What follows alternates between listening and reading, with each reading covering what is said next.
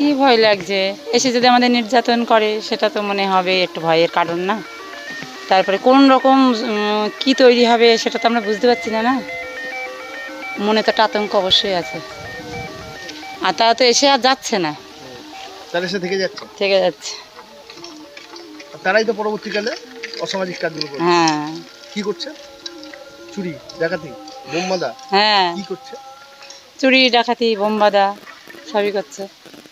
তারা যদি না আসে আমাদের দেশে, তা আমরা শান্তিতে থাকতে পারবো? অবশ্যই, সেটা আসতে দিচ্ছে কেন বলেন? তার জন্য তো সরকারি প্রশাসন রয়েছে, তারা পদক্ষেপ নেবে, ঠিক না? আমরা তো গ্রামের মানুষ। এখনো তো অনেক জায়গায় তার কাটা হয়নি, সেই দিক দিয়ে যদি ঢুকে যায়, আপনারা কি বলবেন? সরকারের কাছে কি চাইবেন? চাইবো যাতে না আসে, বা তার কাটা দিয়ে তার দেওয়া হোক? কাটা, হ্যাঁ তার কাটা দিয়ে দেওয়া হোক। আর তার কাটা দিয়েও তো সুরক্ষা নেই, এই তো টাকার বিনিময়েই তো আসছে, এটা তো ঠিক। টাকা দিচ্ছে, ভিসা পাসপোর্ট করছে, হয়ে গেল। ভিসা পাসপোর্ট তো নকল হয়ে যাচ্ছে। হ্যাঁ। নকল হচ্ছে না? হ্যাঁ, ভিসা পাসপোর্ট এখন খবরে তো তাই দেখছি। পাসপোর্ট নকল হচ্ছে আমরা না? তার টাকা দিয়ে পাসপোর্ট হয়ে যাচ্ছে না? সবই হচ্ছে, তো সবই খবরই দেখছি, তাছাড়া তো বাস্তব আমরা তো এখানে প্রশাসনের মধ্যে নেই।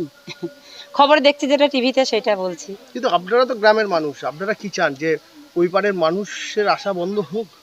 হ্যাঁ, 100 বার। এবং সেটা বন্ধ হতে গেলে কি কি প্রয়োজনীয়তা রয়েছে?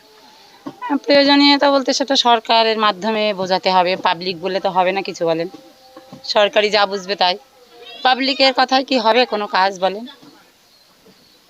এটাই হচ্ছে আসল কথা। আপনার নাম? আমার নাম বুলবুলি মণ্ডল। আমার স্বামী এখানে ভ্যান